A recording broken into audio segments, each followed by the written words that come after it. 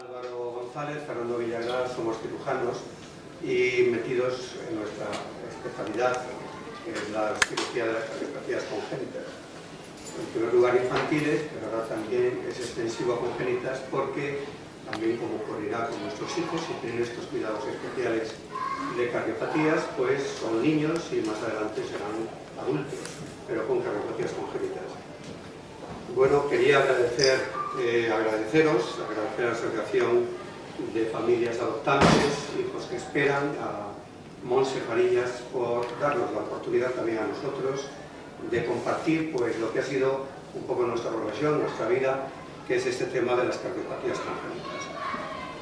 Como todas las cosas son como muy difíciles, pero intentamos hacerlas muy asequibles, en un lenguaje muy familiar y sencillo, con la intención de que entendáis, cuando tengáis un niño que tenga además una cardiopatía, qué cuidados especiales van a necesitar, y también adelantaros que nuestra especialidad es dura. Yo creo que estáis aquí para conocer también, y si os podemos informar, la realidad. La cirugía de las cardiopatías congénitas en general en el mundo, en muchas ocasiones, o en algunas ocasiones, puede ser dura en cuanto a pronóstico y futuro.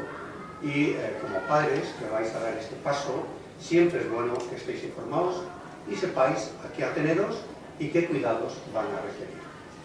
Bueno, somos dos porque queremos darle cierta agilidad y tal, no para que os aburráis y no os dormáis, porque estas horas son críticas, aunque Beatriz se ha encargado de tenernos bien despiertos. Y María, ¿no? Voy conociendo un poco los nombres. Bueno, pues vamos allá. La siguiente no. No. Si no pone. Bueno. Algunos datos muy básicos. Cada 1000 niños que nacen hay 8 con cardiopatía. En España, por tanto, al año son 5.000, para que os hagáis una idea. Ahora bien, de esos 5.000, la inmensa mayoría, más del 50%, son cardiopatías sencillas, leves, que no requieren más que vigilancia y, como máximo, algún tipo de tratamiento médico. Pero hay otro grupo que ya requiere cuidados más importantes, como el cateterismo, la cirugía, etc. Para que os hagáis también una idea, en España, pues 3.000 niños con cardiopatía que nacen en España son sometidos a cateterismos terapéuticos y unos 1.500 a operaciones. Otros datos, siempre una pregunta general que todos nos hacemos, es ¿a qué se debe el tener cardiopatía congénita? ¿Por qué la cardiopatía congénita? Respuesta sencilla, ni idea. No tenemos ni idea hoy por hoy.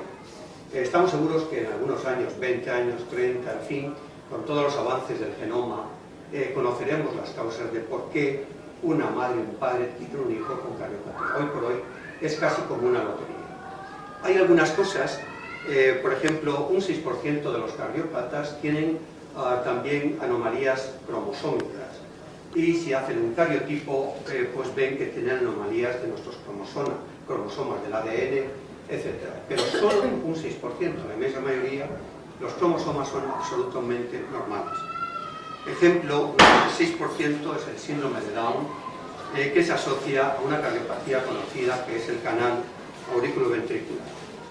Pues bien, también los hay sindrómicos, es decir, que la cardiopatía forma parte de algo más general, de conjunto de anomalías de otros órganos, y son síndromes. Es decir, el niño nace con problemas del corazón, del hígado, de la cara peculiar, de muchas más cosas. Aquí la cardiopatía es algo más dentro de algo mucho más profundo y más general. Pero también los hay no sindrómicos, es decir, un niño que nace y solo tiene cardiopatía. Es un niño que todo lo demás es absolutamente normal.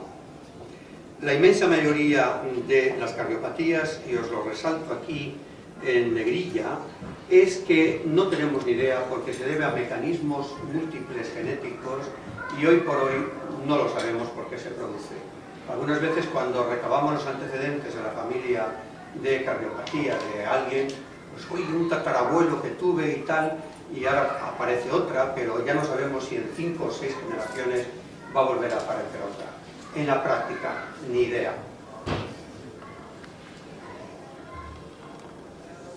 Bueno, en esta charla, y también para vuestra información, no es marketing, es nuestra página web, pero creo que es útil si alguno de vosotros va a adoptar un niño que sepa que tenga cardiopatía. Está hecha en un lenguaje muy sencillo para padres, como también la vamos a usar en esta charla, y lo nuestro es una cuestión de fontanería. Son fluidos, que en este caso es sangre, que va por tuberías, va por cámaras, así que os lo vamos a explicar en terminología casi de fontanería, así creo que lo vais a entender. Si vais a Google y ponéis la palabra cardiopatías congénitas, la primera que aparece es la nuestra y creo que es bueno y útil para vosotros.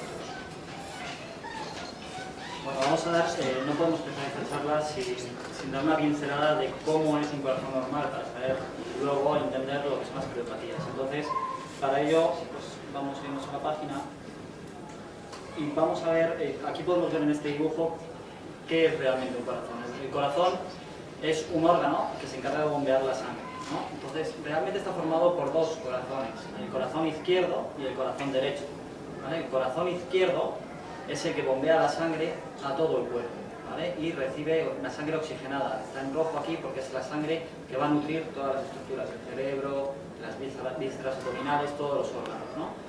Y esa sangre oxigenada se oxigena en los pulmones, ¿no? Esa sangre oxigenada, perdón, la no oxigenada, o sea, vamos a ver. Nosotros cuando realizamos un ejercicio, cuando vamos andando, etc., consumimos energía y el oxígeno. Esa sangre no oxigenada va a través de las venas, va al corazón derecho. Llega a una de las cámaras del corazón y esa sangre se tiene que oxigenar. Es la sangre azul. Una vez oxigenada va al corazón izquierdo y del corazón izquierdo va al cuerpo y nutre las estructuras, ¿vale? Dentro del corazón, como he dicho, hay dos corazones, el izquierdo y el derecho, y cada uno de ellos tiene dos cámaras. Una cámara que es las cámaras auriculares y luego las cámaras ventriculares, que es el ventrículo el que se encarga de bombear la sangre, y la cámara auricular es la que se encarga de recibir la sangre. La separación entre las cámaras, las aurículas y los ventrículos está hecha por unas válvulas que se llaman válvulas auriculoventriculares y que tienen un nombre específico, que le han puesto un nombre muy raro. En el corazón izquierdo esa válvula se llama la válvula mitral y en el corazón derecho es la válvula tricúspide, ¿vale? Y esos ventrículos, cuando van a bombear la sangre, la bombean a través de dos vasos, dos arterias que son muy gordas y muy grandes, y la que bombea a todo el cuerpo es la arteria aorta, y la que bombea hacia los pulmones la sangre, esa sangre no oxigenada, es la arteria pulmonar. Y aquí de nuevo hay otra pequeña válvula que está comunicando ese ventrículo con esas grandes arterias para que la sangre no retroceda. Y en el lado izquierdo es la válvula aórtica y en el lado derecho es la válvula pulmonar. Entonces, viéndolo aquí abajo, la sangre, como repitiendo un poquito el esquema, viene esa sangre no oxigenada, esa sangre azul, esa sangre sin alimento, llega al corazón, a la aurícula izquierda, de la aurícula izquierda a través de la válvula tricúspide pasa al ventrículo derecho, y este ventrículo derecho se encarga de bombear la sangre a través de la arteria pulmonar hacia los pulmones. Estos pulmones están cerca del corazón y la fuerza que necesita el ventrículo derecho para bombear esa sangre no es tan grande como la que necesitará el ventrículo izquierdo para bombearla al resto del cuerpo. Una vez oxigenada esa sangre en los pulmones, vuelve al corazón a través de las venas pulmonares hacia esa aurícula que habíamos dicho, la aurícula del lado izquierdo, por la válvula mitral pasa al ventrículo izquierdo y desde el ventrículo izquierdo, por la válvula aórtica, ya va por esa arteria tan grande que hemos llamado la aorta y va hacia todo el cuerpo. Para que esto pueda funcionar, hay unas células en el corazón que se encargan, son como el circuito eléctrico, por así decirlo, o sea, se encargan de transmitir unos impulsos nerviosos para que las aurículas y los ventrículos se vayan contrayendo de una forma sincrónica. Primero una y así la sangre va fluyendo. Esas células, os las digo ahora porque hay veces que se alteran en diferentes cirugías o a veces de nacimiento vienen alteradas y entonces es lo que llamamos las arritmias. Puede haber arritmias porque el corazón late muy lento o porque late muy rápido, ¿no? Eso lo veremos más adelante. Entonces, no sé si ha quedado muy claro, yo espero que sí, cómo es el corazón y cómo funciona, ¿no? En principio lo que hemos pretendido desglosar, no vamos a hablar de todas las cardiopatías porque es muy extenso, hemos desglosado en tres grupos, las de buen pronóstico, las de un pronóstico moderado y las de un pronóstico un poco peor. Y hemos intentado exponer las más representativas de cada grupo. Dentro de las cardiopatías de buen pronóstico tenemos la comunicación interauricular. Antes me he dicho, cuando os he puesto las dos aurículas, vamos a ver aquí otra vez, las dos aurículas y los dos ventrículos, aunque son dos corazones que están funcionando independientemente, la sangre no se tiene que mezclar entre ellos. Si están separadas la aurícula izquierda y la aurícula derecha, y el ventrículo izquierdo y el ventrículo derecho están separadas en las dos circulaciones por unos tabiques, por unos, lo que llamamos nosotros septos, unas paredes que no tiene que haber agujeros, y entonces la sangre siempre va, la sangre oxigenada por un lado y la sangre no oxigenada por otro. Hay cardiopatías, y muchas de ellas, una de ellas es esta, en la que lo que ocurre es que hay un agujero. En este caso, en la comunicación interauricular, vamos a poner el esquema en la web.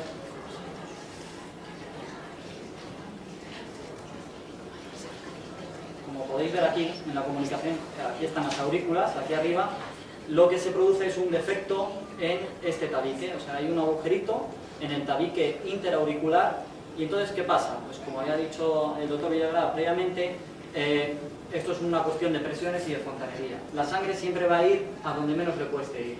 Entonces, como os he dicho antes, el corazón izquierdo tiene presiones más elevadas, trabaja con mucha más fuerza porque tiene que llevar la sangre a todo el cuerpo. Y trabaja 6 veces con 6 veces más de potencia que el corazón derecho. Entonces, cuando hay un agujero entre estas dos cámaras, lo que ocurre es que la sangre, que está en la aurícula izquierda, está a mayor presión que la aurícula derecha. Entonces, esa sangre tiende a irse hacia la aurícula derecha, ¿vale? Parte de ella va hacia la aurícula derecha y parte va al ventrículo izquierdo. Entonces, ¿qué ocurre? Que en esa aurícula derecha, donde la sangre era full, era no oxigenada, se está mezclando con sangre que sí que está oxigenada. Y por eso la ponemos aquí en un color violeta. No es una sangre ni no oxigenada ni oxigenada, es una mezcla. Entonces, lo que se está produciendo en este caso es que esas cavidades derechas, el corazón derecho está recibiendo la sangre que recibe de todo el cuerpo, esa sangre no oxigenada, y además una carga adicional de sangre desde el corazón izquierdo, y no está preparado para recibir esa sangre. Entonces se produce un aumento del flujo, de la cantidad de volumen que recibe esas cavidades, las cavidades derechas. Entonces esto se va transmitiendo hacia los pulmones, y los pulmones, como veremos más adelante, no están preparados para recibir tanta sangre. Tienen que recibir una proporción 1 a 1.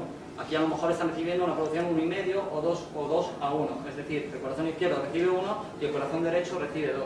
Entonces esos pulmones están sufriendo, permanentemente están como encharcándose, podríamos decir. Esta es una de las cardiopatías, no es la más frecuente, es bastante frecuente, pero no es la más frecuente, que la va a explicar ahora el doctor Villagra, la más frecuente, pero es una de las más benignas. Entonces, como hemos dicho aquí, la sangre, repito, la sangre roja de la aurícula pasa de la aurícula izquierda, pasa a la aurícula derecha, y ahí está pasándose esa sangre, se mezcla con la sangre no oxigenada y va hacia los pulmones en ese color violeta, produciendo dos cosas. Normalmente no produce nada en esta patología, porque es una patología como una enfermedad muy benigna, como os hemos dicho, pero si ese agujerito es muy grande, a lo largo del tiempo sí que va produciendo lentamente, normalmente en la tercera década de la vida, o sea, cuando uno ya tiene 30 años, 40 años, es cuando sí que puede producir tanto arritmias, porque se va distorsionando el tamaño de la aurícula. Al recibir más sangre, lo que hace es hacerse más grande para poder recibir toda esa sangre extra, se hace más grande. Entonces, las células que os había dicho, las células eléctricas, se distorsionan, y entonces empieza a haber alteraciones en la transmisión del impulso eléctrico, y entonces aparecen las arritmias. Y además lo que ocurre es que ese exceso de sangre que está llegando a los pulmones hace que la arteria pulmonar, que habíamos dicho antes, que era una arteria que sale del ventrículo derecho y lleva la sangre a los pulmones, esa arteria pulmonar no está preparada en un principio para recibir tanta sangre, porque como va a llevar la sangre muy cerca a los pulmones, tiene unos tejidos mucho más finitos, más elásticos, y en cambio cuando se ve con todo ese flujo de sangre tan grande, lo que hace es, como cuando una persona va al gimnasio, es poco a poco ir engrosando las paredes. Entonces se hace poco distensible y aparece lo que nosotros llamamos hipertensión pulmonar, que luego veremos un poquito más tarde, ¿no? Perdón, ¿eso es un ductus? No, esto es una comunicación interauricular. El ductus el mecanismo es similar, pero el ductus, lo vamos a explicar ahora dentro de dos enfermedades, es un conducto que hay entre la entre la aorta y la arteria pulmonar. Entonces, lo que pasa es más o menos lo mismo. Lo que pasa es que es mucho más letal porque la presión que hay en la aorta es mucho mayor que la que hay en la aurícula. Entonces, como he dicho, la evolución de esta enfermedad es una evolución lenta, en el sentido de que como la presión es baja, no pasa mucha sangre, o si pasa mucha, no está haciendo un daño directo, muy directo a los pulmones, sino es más con el tiempo se van dañando los pulmones. En cambio, en el ductus sí que ocurre lo contrario, como está pasando de la aorta, que tiene una presión de 120 milímetros de mercurio, directamente a los pulmones, a las arterias pulmonares, pues está produciendo mucho más daño, porque la presión es mucho más de sopetón, más radical, ¿no? Podríamos decir. Eso lo veremos ahora. La siguiente patología... perdón, lo más importante. ¿Cuál es el tratamiento de la comunicación interauricular? Pues obviamente el tratamiento es cerrar el agujerito, ¿no? Una vez cerrado el agujero, pues se soluciona la enfermedad, y esta es una de las enfermedades curables y que se queda ya todo perfectamente normal. Hay dos formas de cerrar ese agujero. El tratamiento de elección hoy en día es el tratamiento percutáneo. No sé si entendéis el término percutáneo o cateterismo que hemos dicho antes. Cateterismo es a través de unos catéteres que se introducen por la ingle, pues se llega al corazón y ahí se llega a la zona del agujerito y se pone, como veis aquí, si se verá muy bien, como una especie de paraguas que está cerrando, que se queda ahí plegado, un dispositivo que ocluye la comunicación y lo que hace es que evite el paso de sangre, y entonces ya está solucionado el problema. Si bien es verdad que esto es lo mejor y ese tratamiento de elección, hay en ocasiones donde no es posible, porque para que se ancle ese paraguas necesita tener un soporte, y hay veces que por cuestiones de anatomía, por cómo es esa comunicación interauricular, pues no tiene unos bordes suficientes como para que se ancle ese dispositivo. Entonces es cuando es necesario hacer cirugía, y la cirugía pues normalmente con una sutura directa se abre, se cierra se abre la aurícula derecha, vemos el defecto, lo cerramos y ya se cierra la aurícula derecha obviamente, y luego ya se queda totalmente solucionado el problema, ¿no? Veremos, y lo iremos viendo a lo largo de todas las enfermedades que vamos a poner, que normalmente las soluciones, esto casi siempre es cuestión de agujeritos, etcétera, y hay muchas veces que poner parches, taparlos con parches o cerrarlos de forma directa. Bueno, ahora el doctor Villagrá va a hablar de la comunicación interventricular y luego... Bueno, la CIV pues es la más frecuente de todas, sin duda ninguna. La mayoría es un agujero muy pequeñito y la verdad con muy poca trascendencia. Mucho ruido y pocas nueces. Porque una CIV cuanto más pequeña es, más ruido es el soplo. Y vosotros a lo mejor os podéis asustar y lo notáis aquí al ponerlo la mano en el pecho, pero sin embargo es más benigna porque es muy pequeño el agujero y no hay que hacer mucho caso. Más bien aquí me refiero a aquellas que son grandes y que hay que tratar. Entonces, en el esquema de la web, de nuevo, que ya directamente es un poco lo mismo que ha explicado Álvaro en la CIA.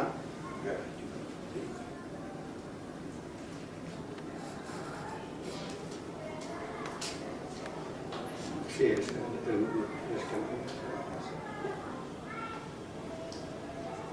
Bueno, el esquema de nuevo, veis que en realidad es igual que la CIA. O sea, de nuevo tenemos los dos corazones, el corazón izquierdo en rojo, que va desde los pulmones, recoge la sangre de los pulmones y la lanza con fuerza a todo el cuerpo, que lo representa el muñeco corriendo. Veis que está el muñeco lleno de sangre roja, es de color rojo, consume el oxígeno y ya la sangre que viene del cuerpo azul sin oxígeno vuelve al corazón derecho hacia los pulmones para oxigenarse. Pues bien, aquí tenemos el agujero, no aquí era la CIA, no, ahora tenemos el agujero aquí a nivel de los dos ventrículos. Lógicamente, como os decía Álvaro, como el ventrículo izquierdo es más potente, pasa la sangre siempre del lado izquierdo al lado derecho. Veis aquí que se mezcla lo rojo con lo azul y da esta sangre violeta que va a los pulmones. ¿Qué problema hay? Pues lógicamente el problema es, aquí tenemos lo mismo pero no lo voy a repetir, es que si es suficientemente grande, claro, daos cuenta que cuando, perdón, otra vez os voy a...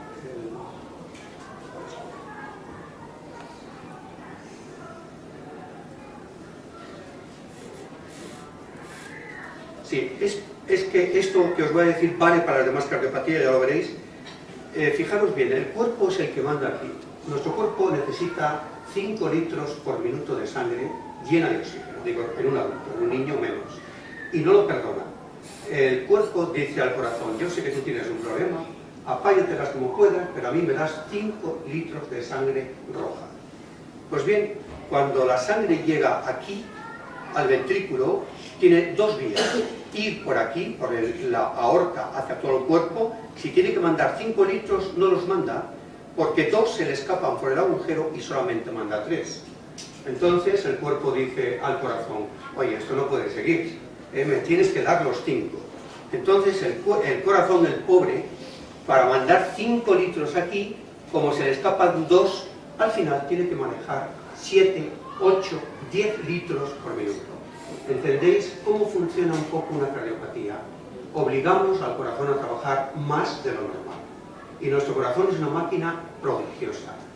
Aquí los aficionados a lo mejor de los coches, BMW, qué sé yo, los más tal, no lo superan ni con mucho a nuestro corazón. Está diseñado para 100 años en este momento. La edad media de vida son 86, bueno, siempre las mujeres 87, los hombres 80, por ahí, siempre lo mismo, pero claro, daos cuenta que a lo mejor un niño tiene mucha reserva, nuestro corazón tiene muchísima reserva. ¿Cuál es la reserva cardíaca? Ahora estáis sentados y nuestro corazón lanza 5 litros por minuto. Ahora subís de repente las escaleras a toda pastilla y vuestro corazón lanza 10, 15 litros por minuto. La diferencia entre 15 y 5, 10 litros por minuto, es la reserva cardíaca. Pues bien, un cardiópata está bien por fuera, tiene una CIV grande y no lo notáis, está perfecto.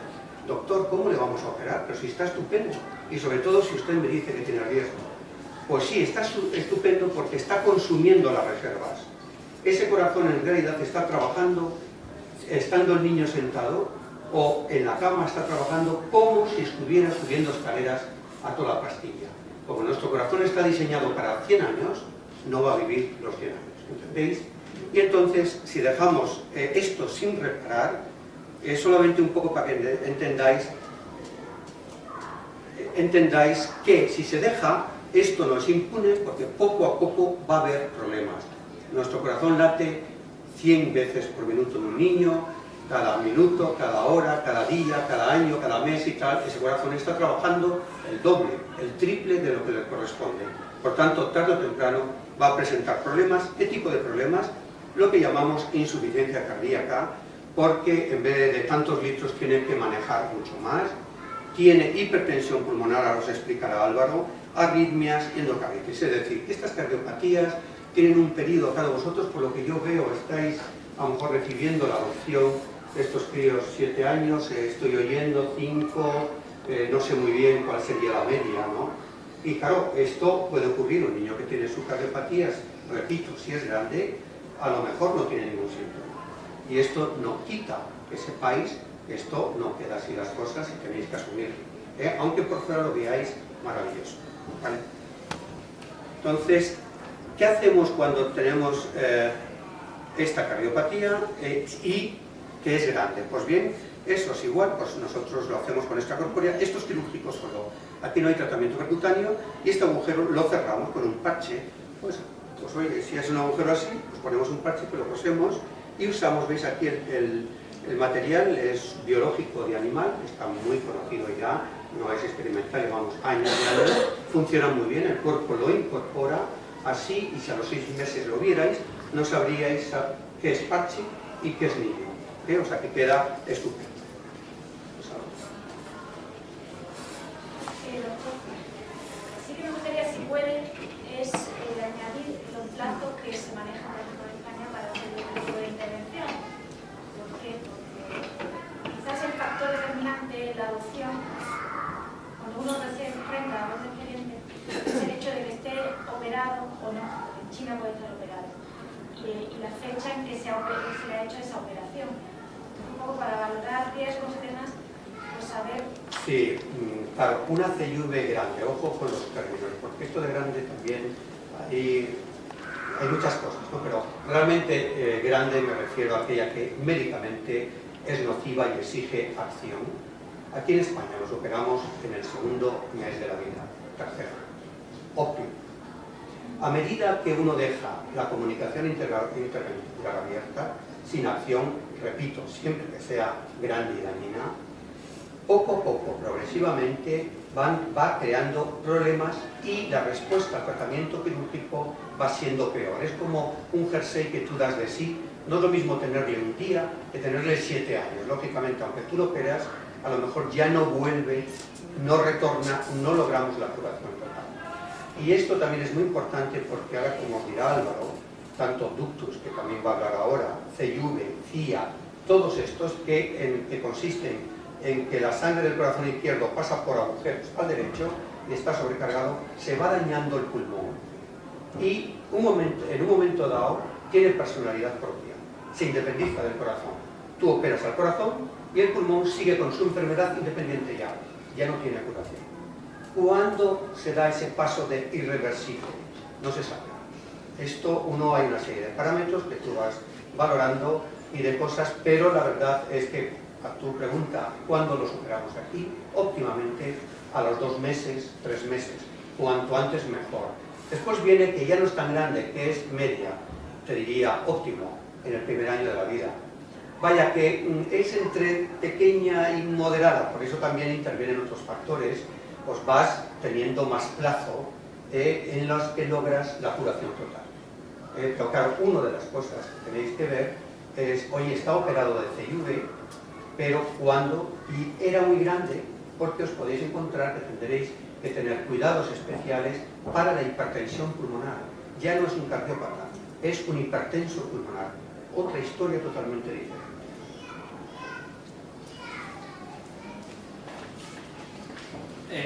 Ahora, la siguiente que vamos a hablar también dentro de las de buen pronóstico es el ductus, como había preguntado antes. El ductus es un conducto que comunica, como he dicho, la arteria pulmonar izquierda con la aorta descendente. ¿Para qué existe este conducto? Este conducto en una persona adulta realmente, o en un niño a término, después de 2 o 3 semanas de nacimiento, se cierra, se oblitera. La función de este conducto es cuando el niño está en el vientre materno. O sea, durante el desarrollo fetal, el que está oxigenando la sangre no son los pulmones del niño, sino es la placenta materna. Entonces este conducto lo que hace es comunicar la aorta con la arteria pulmonar para que esa sangre oxigenada de la madre pues llegue a los pulmones, porque necesita que esos pulmones se vayan desarrollando también, porque los pulmones, además de oxigenar la sangre, también necesitan su propia sangre oxigenada, igual que el corazón, ¿no? Entonces, para eso existe ese conducto, porque de pequeñitos, en el vientre materno, esos pulmones están colapsados, no están ventilando, no están haciendo su función de oxigenación, pero sí que se tienen que desarrollar y ir poco a poco madurando. Entonces, la sangre que viene de la mamá oxigenada pasa por este conducto y llega a los pulmones y los va nutriendo. Cuando el niño nace, llora, empieza a llorar, los pulmones se expanden y ya empiezan a hacer su función en el mismo momento del nacimiento, ¿no? Entonces ahí, en ese momento ya ese conducto ya no tiene ningún sentido, porque ya son los propios pulmones los que están oxigenando la sangre, ya no tiene que pasar esa sangre oxigenada por este conducto hacia los pulmones.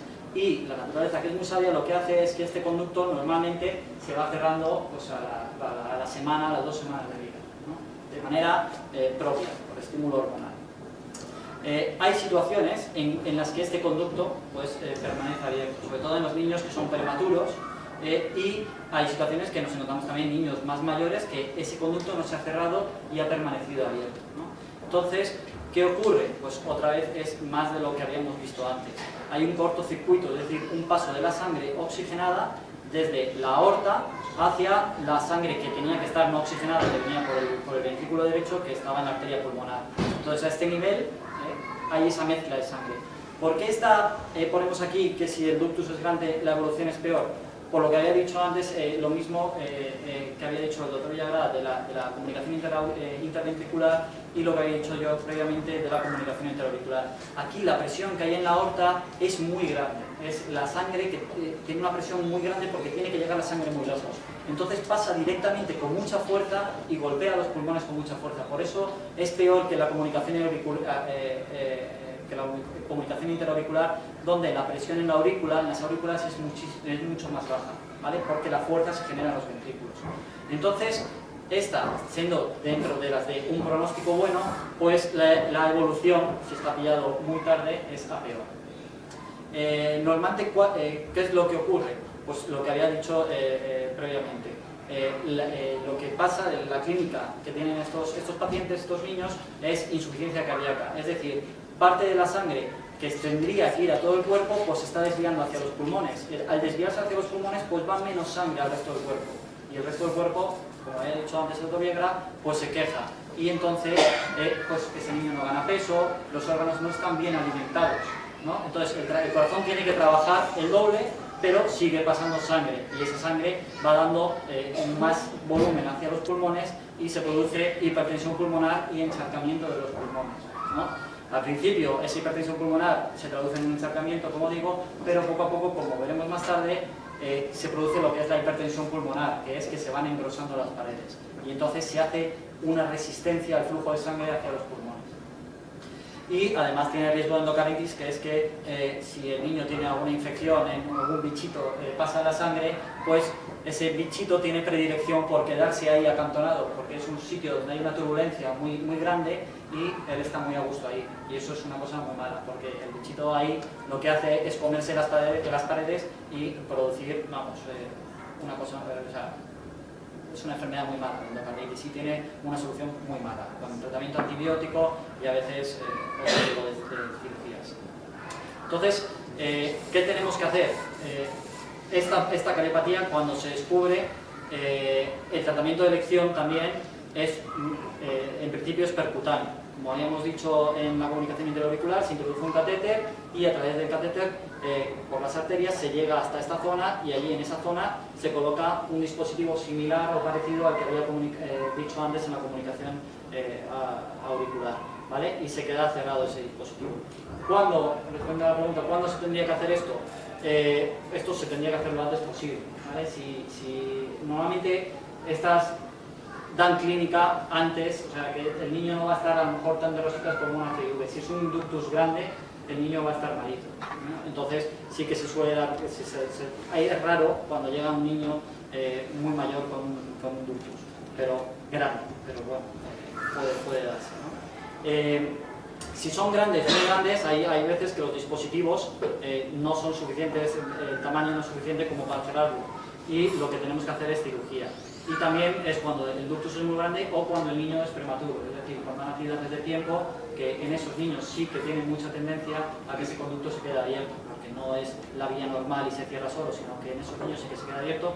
Pues ahí nosotros sí que tenemos que operar y cerrarlo con un clip. Normalmente llegamos por un acceso por el costado, llegamos a esta zona y le ponemos un clip de titanio que no produce ningún tipo de rechazo, es un clip que se queda ahí toda la vida, y se soluciona el problema siempre y cuando, como digo y como hemos dicho y queremos recalcar, no se haya producido un daño irreversible en los pulmones y en las arterias pulmonares.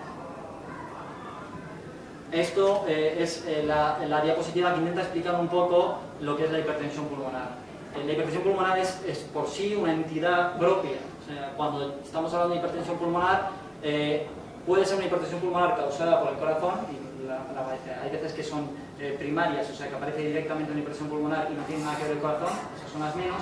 Las más son las hipertensiones pulmonares que han sido causadas por el corazón, y que muchas de las veces, si se soluciona el problema del corazón, pues se puede solucionar el problema de hipertensión, es decir, no evoluciona. Pero llega un momento en que, si no has puesto la solución al problema cardíaco en el momento adecuado, esto se convierte en una entidad propia que ya no tiene solución, ¿no? Entonces, ¿qué ocurre? Como os habíamos dicho para hacer el esquema, la sangre no oxigenada llega por las venas cavadas en la aurícula derecha, pasa al ventrículo derecho, y vemos aquí que las presiones en el ventrículo derecho pues son aproximadamente de 20 milímetros de mercurio. Y como habíamos dicho, son 6 veces más en el corazón izquierdo, de 120.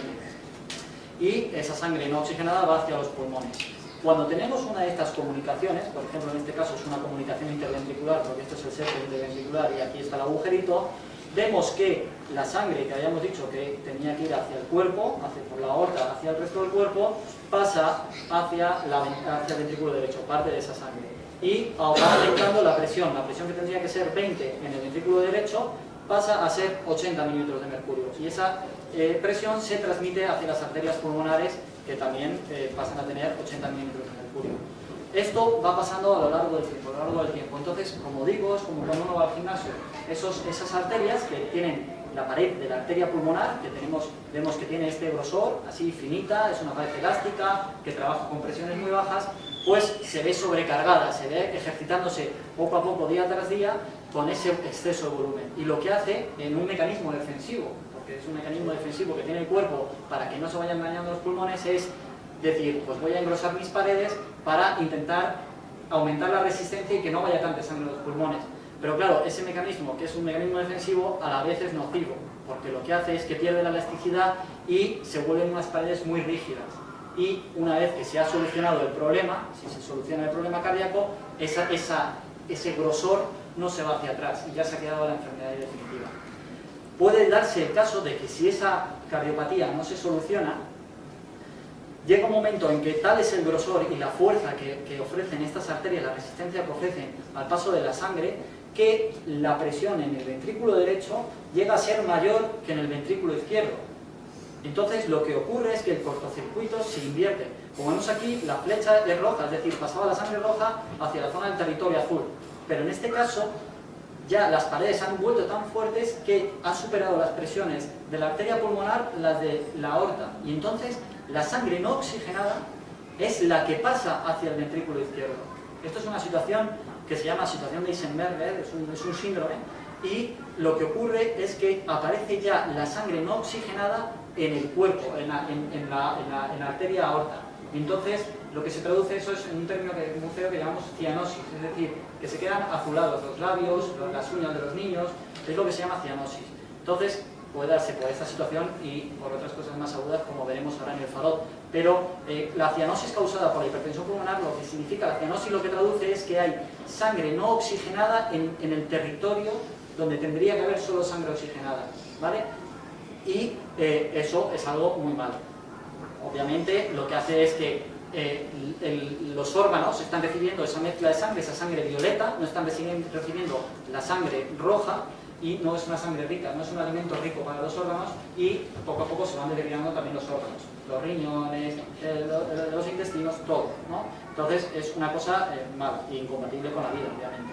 Entonces, cuando se ha dado esta situación, la situación en que la presión en la arteria pulmonar ya es mayor que la presión en el lado izquierdo, en la aorta, y se invierte el cortocircuito, es un momento ya tardío para corregir la cardiopatía, porque esto ya no tiene solución. Si nosotros cerramos este agujero en este momento, lo que vamos a hacer es peor incluso para el niño, porque lo que va a pasar es que esa sangre no va a poder pasar por aquí y va a fracasar el ventrículo, es decir, va a estar el ventrículo derecho luchando como contra una pared, y entonces lo que hace es fracasar, ¿no? Entonces esa situación, que es el extremo, estamos llegando al extremo, pues es una cosa que ya no tiene solución. Entonces, esto es lo que nosotros pretendemos evitar. Muchas veces operamos a los niños y es lo que dice, que los papás dicen, pero si mi niño está bien, no tiene ningún síntoma, se encuentra bien, lo único es que le ha venido un soplito, pero él come bien, todo bien, como en las comunicaciones intraauriculares, en algunas comunicaciones interventriculares, pero lo que pasa es que estamos haciendo una cirugía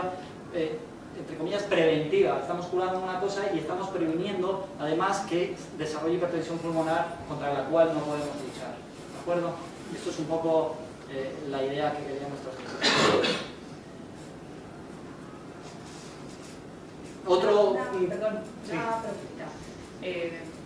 Hablando un poco del caso de China, que es que yo más conozco, en las listas que antes has comentado, hay muchos niños operados en China, que han sido operados en China.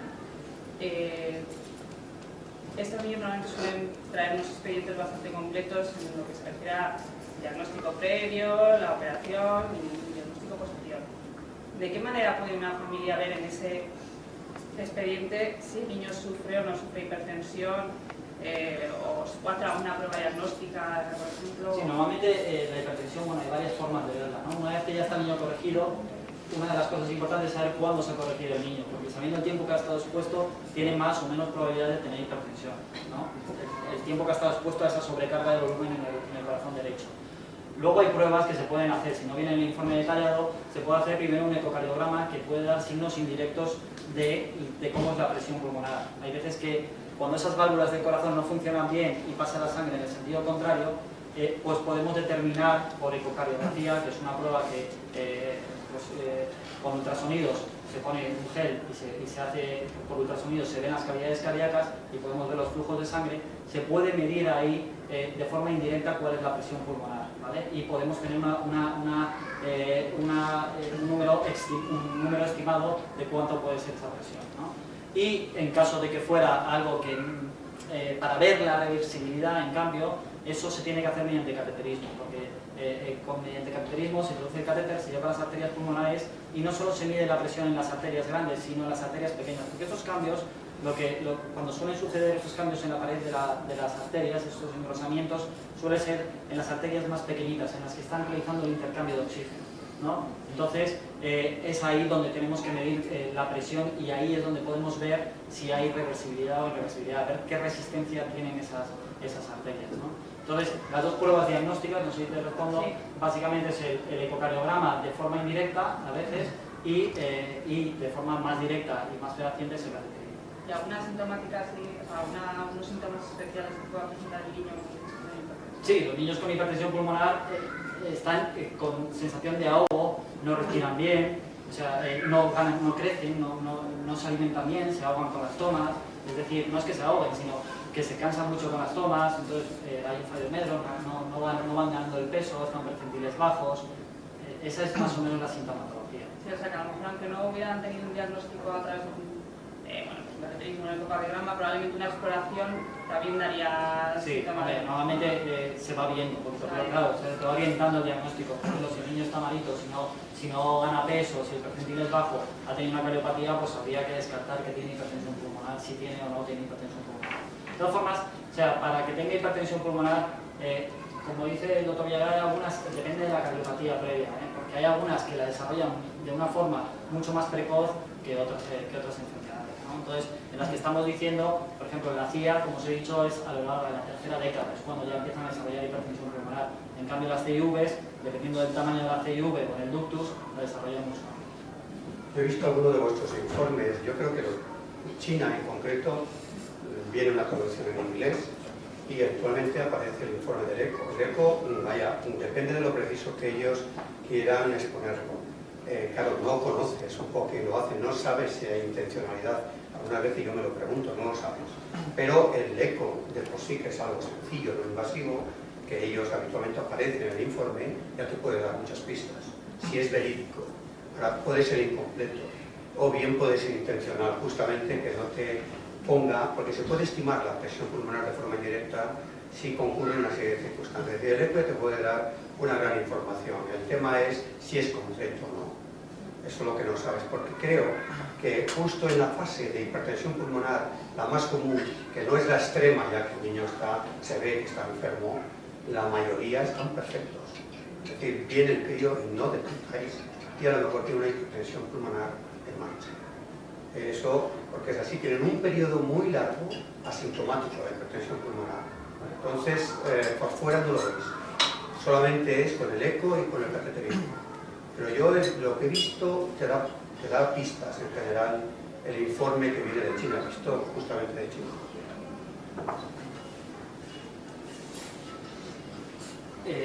Otro capítulo así, entre medias, que hemos puesto junto con la hipertensión pulmonar, son las arritmias cardíacas. Las arritmias, como os había dicho, hay unas células cardíacas que están especializadas en transmitir la electricidad para que esas bombas vayan latiendo de una forma sincrónica y así la sangre se vaya moviendo, no se movería.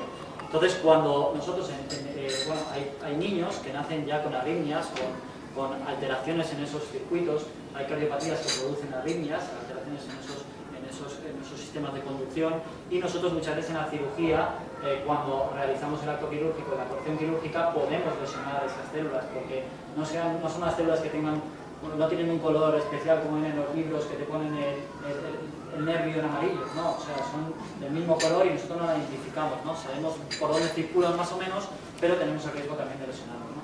Entonces, cuando se lesiona y el corazón late más lento, porque hay arritmias porque late el corazón más rápido, que esas normalmente pues, no se utilizan marcapasos para ellas, pero cuando el corazón late más lento, que son el otro tipo de arritmias, las bradicardias que se llaman, pues entonces necesitamos, y sobre todo los niños que necesitan una frecuencia más alta que los adultos, necesitan esa frecuencia, como ha dicho el doctor Villagra, para que bombear esa sangre, ¿no? Y cuando está corriendo, pues necesita más frecuencia.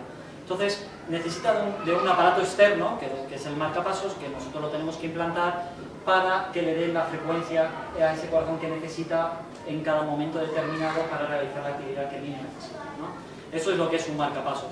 El marcapasos consta de dos cosas, de dos componentes principales. Uno son los cables, aquí veis diferentes tipos de cables, ahora os digo muy someramente lo que es.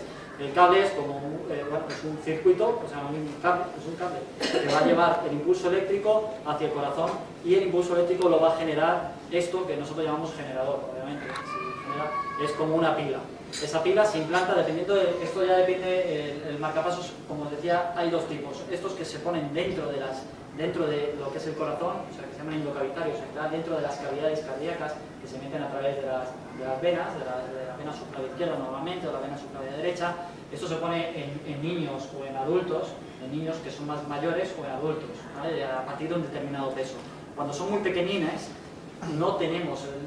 no existe en el mercado ningún cable que sea lo suficientemente pequeño como para que pase por las venas de esos niños tan pequeñitos, de niños neonatos o de niños de menos de 10, 15 kilos, ¿no? Entonces nos vemos obligados a ponerle estos marcapasos, estos cables que van no dentro del corazón, sino a la superficie externa del corazón, ¿vale?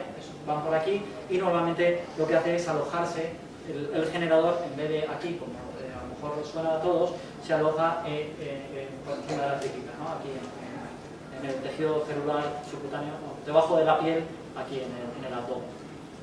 Entonces, estos marcapasos, una vez que se pone un marcapaso a un niño, probablemente hay veces que después puede recuperar el ritmo, puede ser algo transitorio o que ha tenido algo súbito y que luego en algunos momentos está bien, o puede necesitarlo toda la vida. Una vez que se pone el marcapasos, va a tener que llevar revisiones de ese marcapasos. La duración de la batería de las pilas pues también depende mucho del uso, pero con las pilas actuales pueden durar hasta 10 años, a lo mejor, una pila, y si los cables permanecen en un estado óptimo, pues se puede solamente, en cirugías sucesivas, solamente reparar la pila, ¿no? Entonces, una cosa es la implantación, donde tienes que implantar todo el sistema, y otra cosa son las revisiones, que normalmente son anuales, y que luego, cuando se va agotando la batería, si los cables están bien, solamente se cambia la batería. Pero los cables también tienen una vida, hay veces que se deterioran y hay que cambiar también los cables, que es una cirugía un poco más agresiva. Pero lo que es la cirugía de las arritmias no es una cirugía de alto riesgo, ¿vale? Pero bueno, es un dispositivo que va a tener, pues va a limitar en cierto modo la vida del niño, porque hay ciertas pruebas que tampoco se puede hacer. En la resonancia magnética, por ejemplo, ahora hay marcapasos que están saliendo y son compatibles con resonancia magnética, pero en principio la gran mayoría de los marcapasos no son compatibles con la resonancia magnética, etcétera, ¿no? Tiene ciertas limitaciones, pero con el marcapasos el niño va a poder hacer una vida prácticamente normal, ¿vale? ¿De acuerdo? Bueno, le vamos a imprimir más velocidad porque sí, si no, vaya Beatriz, se puede chivar y qué sé yo. Y además, ¿dónde vamos a dar un diploma? Esto de las arritmias y la hipertensión es solamente deciros que cuando recibáis un niño y digáis, es una cardiopatía pero está operada, sí tenéis que ser prudentes, porque estas dos cosas pueden pulular y saber que aunque esté operado y bien operado y no haya lesión residual, según los tiempos pueden haber cosas pendientes que después tengáis que dedicaros a estos cuidados especiales. Solamente es un poquito especial, no acaba todo con una operación. No os voy a entretener muy rápido. Hasta ahora hemos hablado de agujeros. Hay 70 tipos de cardiopatía, fijaros, y algunas se combinan entre ellas. Este es dentro de las cardiopatías con muy buen pronóstico, que podemos decir curativas. Está la estenosis valvular pulmonar, y no voy a nada más que deciros que el problema de estas cardiopatías, hay estenosis de la válvula pulmonar, hay estenosis de la válvula aórtica, hay obstrucciones en general, no son agujeros. Aquí lo que pasa no es que pase el flujo, la sangre de un sitio a otro, sino que una cavidad en el camino hacia la salida, en este caso hacia los pulmones, tiene el camino estrecho, es como una tubería, imaginaros, y hay una zona estrangulada y está estrecha. Pero claro, es lo de siempre, el cuerpo, el pulmón dicen al corazón, me tienes que enviar la sangre que me tienes que enviar, no te la perdono, los 5 litros por minuto. Por lo tanto, si está estrecho, ¿qué hace el corazón? Para que supere esa dificultad, tiene que impulsar la sangre mucho más fuerte. Se hipertrofia, y este es el mecanismo por lo cual una estenosis valvular pulmonar pues con el tiempo, si no se trata, resulta que ese corazón, pobrecito, trabaja mucho más, y mucho más, pasa el tiempo hasta que claudica. Tenemos algo bueno, que es que justamente esta lesión de la estenosis pulmonar se cura muy bien, y es con método percutáneo, es decir, se mete el catéter con la ingle, llega a la zona, no lo veis aquí, pero bueno, en realidad imaginaos algo muy estrecho, y meten un balón, los cardiólogos, nosotros somos cirujanos, nosotros lo presenciamos, son ellos, meten un catéter con un balón encogido, lo hinchan a muchas atmósferas, muy potente, y rasgan, pero bien, la válvula pulmonar, y con eso queda arreglado. Esto la mayor parte de las veces. Raros casos son los que necesita cirugía, y nosotros lo que hacemos es que abrimos la válvula por las zonas estrechas, y con esto, en principio, queda solucionado. Y aquí acaban un poco las cardiopatías con buen pronóstico y curado. Por ahí tengo menos resistencia, pues voy por ahí. Y se produce lo que habíamos hablado antes de la cianosis. Es decir, los niños pueden tener, no constantemente, pero sí que pueden tener sus crisis de cianosis. Es decir, en algunos, porque también hay un componente aquí, antes de la válvula, que cuando el niño llora, etcétera, se cierra más, podríamos decir, la válvula pulmonar y la parte de abajo de la válvula pulmonar, y entonces la sangre pasa hacia la aorta y los niños se ponen azules en ese momento del llanto, etcétera, ¿no? Esta cirugía, lo que ocurre es esto, la evolución va yendo a peor, obviamente, porque va teniendo esas crisis, y hay veces que está tan cerrado esto que el niño permanentemente está con cianosis, es decir, está azulito, y eso hay que operarlo, obviamente, y lo que produce esta patología es la falta de oxígeno a la sangre, la disfunción de ese ventrículo, como habíamos dicho, del ventrículo derecho, produce arritmias y endocarditis. ¿Cuál es la solución? Bueno, la época, el periodo óptimo para operar esta cardiopatía sería entre los 4 y 6 meses de vida, siempre que el niño no se ponga malito antes. Hay niños que tienen un falot, que ya desde el nacimiento tienen un falot, se intenta siempre pues tenerlos tranquilitos, que no lloren, que no se pongan nerviosos, etcétera, para que no tengan esas crisis de cianosis, pero hay veces que por sí no se puede controlar y se ponen malitos y hay que operarlos antes de los 4 o 6 meses, ¿no? Pero en general siempre se intenta operar a los 4 o 6 meses. ¿Qué hay que hacer en el tratamiento? Siempre cirugía, y lo que hacemos es, con el parchecito que habíamos dicho, es cerrar esa comunicación interventricular y ampliar, en este caso, el tracto de salida, es decir, toda la arteria pulmonar, el tronco de la arteria pulmonar, ponerle un parche bien amplio para que no tenga obstrucción en la sangre y pueda fluir hacia los pulmones. Al hacer nosotros esto, lo que ocurre es que nos lesionamos la válvula pulmonar, que lo que hacía era evitar que volviera la sangre al ventrículo. Y lo que puede ser es que en un futuro tenga la necesidad, en un 25% de los casos, muchas veces con esta insuficiencia pulmonar va progresando con el tiempo, o permanece, pero se va prolongando en el tiempo. En un 25% de los casos, en adolescencia o ya en la edad adulta, necesitan poner una prótesis valvular, ¿vale? A nivel pulmonar, ¿vale? O sea, otra cirugía cuando son adultos en más o menos un 25% de los casos. Es una de las, a pesar de eso, queremos poner un poco los datos de cuál es la supervivencia media. Vemos que la supervivencia media tardía es aproximadamente un 78% de los pacientes, y la libertad de reoperación, es decir, el porcentaje de pacientes que están libres de reoperación, o sea, que se operan una vez y no se vuelven a operar, es el 73%, es decir, hay un 27% de estos pacientes que va a necesitar algún tipo de cirugía. Normalmente es valvularles, ponerles esa válvula pulmonar en la edad adulta, ¿vale? O en la adolescencia también. Sí, esos resultados que veis, digo, para que tampoco os asustéis, claro, como esto, la trampa nuestra, cuando decimos estadística médica, es que tú tienes, para ver realmente el resultado de cualquier cosa que hacemos, tienes que esperar a lo mejor 20, 30 años, porque los falot necesitan una segunda operación cuando tienen 30 años. Ahora lo estamos empezando a ver nosotros, de los que hemos operado en la infancia, ahora ya tienen 30, 40, 50 años, creíamos que los habíamos curado y no, necesitan la válvula pulmonar. Claro, entonces estos resultados que os decimos son con las técnicas que hemos usado hace 20 años, no vale, es mucho mejor ahora. Pero no lo sabremos hasta pasado 20 años. Estamos entrampados en el tiempo. Quedaos con una idea, pero desde luego el pronóstico es mejor de lo que os señalamos.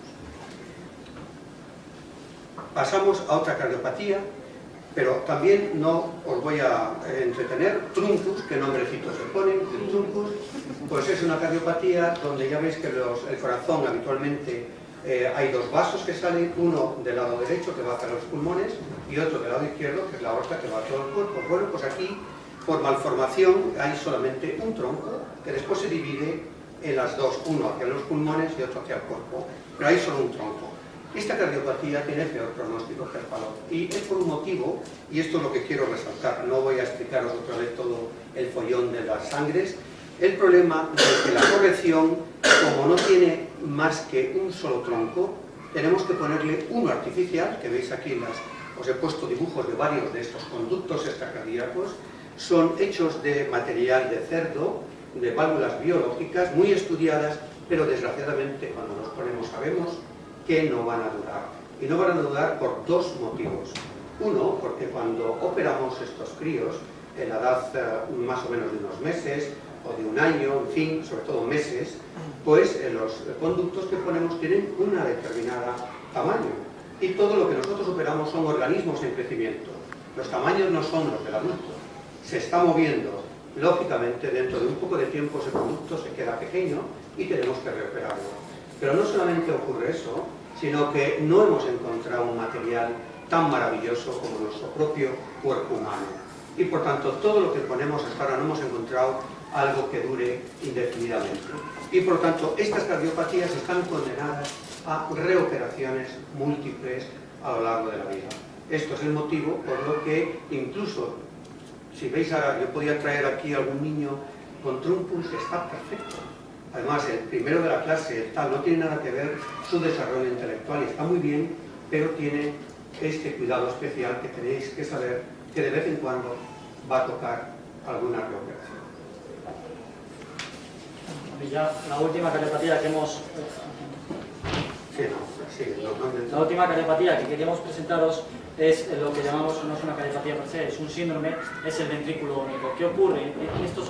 Es una cardiopatía, es la de peor pronóstico que hay dentro de las cardiopatías congénitas, y lo que ocurre es que durante el desarrollo fetal uno de los ventrículos no se ha desarrollado bien. Ya puede ser el izquierdo, aquí está el derecho, el que veis que se ha quedado pequeñito, o puede ser el izquierdo.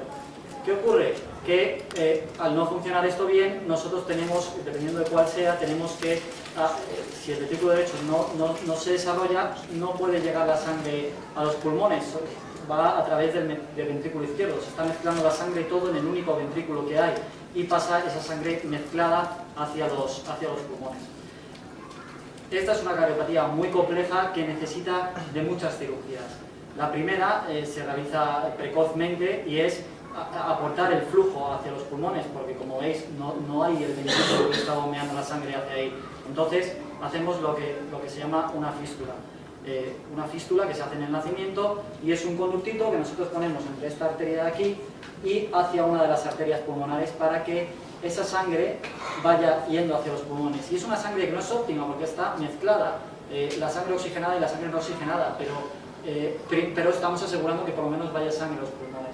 Así va a estar el niño durante cierto tiempo, 4 o 6 meses aproximadamente, hasta que lo que tenemos que hacer es, como no existe este ventrículo, lo que vamos a crear, se han ideado unas técnicas para que la sangre que es no oxigenada vaya directamente a los pulmones sin necesidad del ventrículo. Es decir, no va a estar bombeada por el ventrículo hacia los pulmones como es lo normal en todos, sino que por gravedad o por juego de presiones, esa sangre va a ir directamente a las arterias pulmonares saltándonos el ventrículo. Entonces, ese conducto que habíamos puesto de pequeñito, lo quitamos y lo que hacemos es conectar la vena cava, que es la que lleva la sangre no oxigenada de la parte superior del cuerpo, la conectamos hacia la arteria pulmonar y entonces ya la mitad del cuerpo está llevando su sangre no oxigenada hacia los pulmones.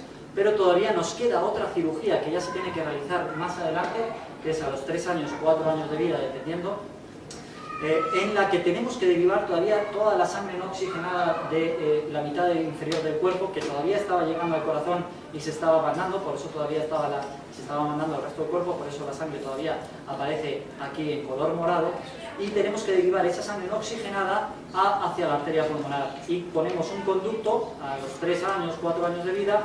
¿Por qué en ese momento? Porque, como había dicho, no hay conductos pequeñitos. Si ponemos un conducto muy pequeñito, vamos a tener que estar cambiándolo repetidamente. Entonces, por eso se espera que el niño tenga ya 3 años, que tenga un peso adecuado o un tamaño adecuado para poder poner el conducto lo más grande suficiente para no tener que volver a operarlo otra vez, ¿no?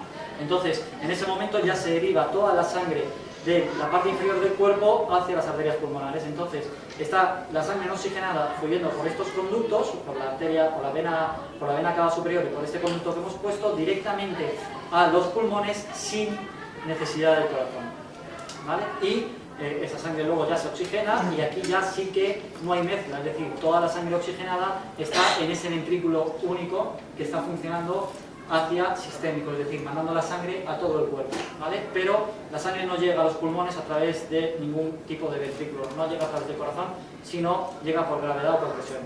Es importante recalcar que esta cirugía es totalmente paliativa, es decir, son 3 cirugías que se tienen que hacer y encima no estamos ofreciendo una curación al niño. ¿Por qué? Porque ese ventrículo, cuando no está preparado para funcionar solo y al final con el tiempo ese ventrículo se acaba deteriorando. Y estos niños, no hay números exactos, ¿no? Pero entre los 10, 20, 30 años muchas veces necesitan un trasplante cardíaco para poder ponerles un corazón nuevo y que funcione correctamente, ¿vale? Esta, con diferencia, es la cariopatía de peor pronóstico que hay. Bueno, no vamos a entrar en números de supervivencia.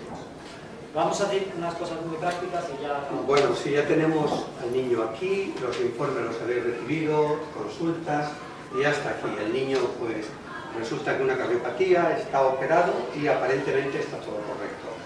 Varias preguntas que os pueden surgir. Esta es una. El ejercicio, pues claro, os interesa saber si a qué medidas, qué cuidados especiales tenéis que tener con un cardiópata operado. Porque yo de China os puedo decir que a nivel científico, por los centros que llevan comunicaciones a los congresos y con los que participamos son de alto nivel. Claro, lo que yo no puedo saber es de dónde viene el informe que os llega, porque aquello es inmenso. Yo no sé si es de un centro de prestigio, eso es lo que no. Pero ojo, porque realmente están ellos también en vanguardia también, o sea que, ojo. De África ya es distinto, lo digo, nosotros hacíamos un programa de viaje hacia la vida de una ONG y aquello no hay control y algunas de las cosas que os decimos de las cardiopatías, por ejemplo, yo operé una serie de unos 50 niños de Benín, y cuando llegan, la cardiopatía que en España, por ejemplo, una CIV, el niño está fantástico y tiene 2 años de edad. Cuando vienen de Benín, con 2 años y la misma CIV, están machacados. Porque claro, allí pasan hambre, paludismo, etc. Quiero decirte que las cardiopatías, según el país donde estén, pueden ser mucho más dañinas que lo que nosotros nos conocemos aquí en España. Eso es otra cosa. Claro, China en concreto tampoco conozco yo un poco el tipo de vida que tienen, de dónde traéis los niños, o Rusia en su momento. Todo eso yo para mí es una incógnita. Pero es bueno que lo tengáis, que no es lo mismo la historia natural de estas cardiopatías en España, que es nuestra referente, con lo que viene de fuera, que no lo sabemos. Y en concreto pongo el ejemplo de África, estaba muy organizado, era una ONG que era Tierra de Hombres, es internacional, estaba todo muy controlado, teníamos revisiones después de operar hasta los 5 años y detectábamos esto, que no es lo mismo la historia en España que la historia en África. Bueno, fuera ya de esto, pues una de las cuestiones que os planteáis los padres, ya tenemos aquí el niño, tenemos que limitar el ejercicio físico cuando vaya a clase y al cole y el profesor de gimnasia le ponga ahí y tal, en fin. Pues bueno, deciros en general en las cardiopatías que os hemos puesto al principio, que son, por así decir, el grupo mejor, en principio ninguna limitación. Estos críos pueden correr, jugar, nadar, todo lo que quieran y no hay limitación. ¿De acuerdo? Limitación hay ya en otras cardiopatías más gordas. En un fallo que le falta una válvula pulmonar, ahí en general lo que recomendamos es que sepáis que puede hacer en general todo tipo de ejercicio excepto el competitivo. ¿Por qué? Porque cuando uno tiene que ganar sí o sí en una carrera, desoye los avisos del organismo. Tú cuando corres y estás cansado, el organismo te dice, oye, para, que estoy, que no me tengo. Y tú te paras. Pero cuando tienes que ganar sí o sí, compites, desoyes el consejo del cuerpo, sigues adelante, porque tienes que ganar, ahí es donde puede haber problemas. estos críos vais a tener que decirles, oye, nosotros no somos olímpicos, no pasa nada por no ser olímpicos. Por tanto, tenéis que sacrificar, o no compitáis, no tenéis que federaros, haced una vida normal, correr, sí pueden correr, bañarse, sí pueden bañar, nadar, sí, pero no compitáis. Son los dos tipos, es decir, ninguna limitación o solo esta limitación, por términos generales. Otra pregunta es, ¿podrá mi hijo trabajar? Pues sí. Ahora no.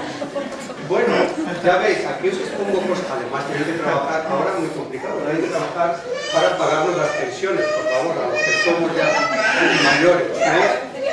Entonces, hay ciertas profesiones que sepáis que, amigo, es difícil, por ejemplo, piloto. Yo tengo un sobrino carnal operado de comunicación interauricular. Se supone que está curado 100% y al tío se le metió en la chola que quería ser piloto.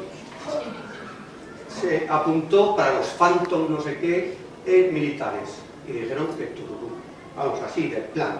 Porque, bueno, tienes que a no sé cuántas match 4 y esto, vamos, que te miran con reojo, te ven una cicatriz aquí, que sepáis que la cicatriz aquí siempre es un hándicap social que como padres tenéis que superar y convencer a la sociedad que esto es, oye, como una apendicitis. Muchas veces os lo digo porque sois los primeros que tenéis que combatir esa malentendida cuidado social y compasividad social. Os lo digo, así los tenéis. Los que haga gimnasia, el primero que haga gimnasia, ¿por qué no? Porque si no los hacéis enfermos, al principio muy bien, obvio, el hijo se libra de la gimnasia, pero cuando tienen ya 10 años, se empiezan a ver diferentes enfermos. No les hagáis esta putada. Perdón, ¿de acuerdo? Pero bueno, que sepáis que en algunas profesiones puede haber algún límite. ¿Podrá mi hijo conducir? Pues en general sí a los carnets A y B, con ciertas limitaciones, algunas veces, sobre todo, claro, esto es más, no para el grupo mejor, sino para ya los que tienen, para los más complejos y de mayor peso. Seguros médicos, muy importante. Esto es algo que tenéis que saber. Vais a tener muy difícil encontrar un seguro médico para un niño que adoptéis y que tenga operado de cardiopatía, aunque esté perfecto, una CIA. ¿Por qué? Porque las compañías de seguro, claro, la filosofía es que tú me pagas por algo que pueda suceder. Y entonces yo te lo cubro en ese momento. Pero claro, aquí no es algo que pueda suceder, ya ha sucedido que tiene cardiopatía. Por lo tanto, yo si queréis mi seguro, soy Sanitas, yo os aseguro, pero todo aquello que se derive del corazón no te lo cubro. O bien te lo cubro, pero pagas 4 veces más. Esto tenéis que tenerlo claro porque vuestro reducto es la seguridad social que, gracias a Dios, ahí estamos todos. Pero que sepáis que el que quiera tener un seguro privado va a tener importantes problemas para lograr ese seguro. Hay una cosa importante que todos tenemos que saber. Las compañías de seguros, hay que leerse las pólizas. Si tenéis una compañía privada, os leéis la póliza.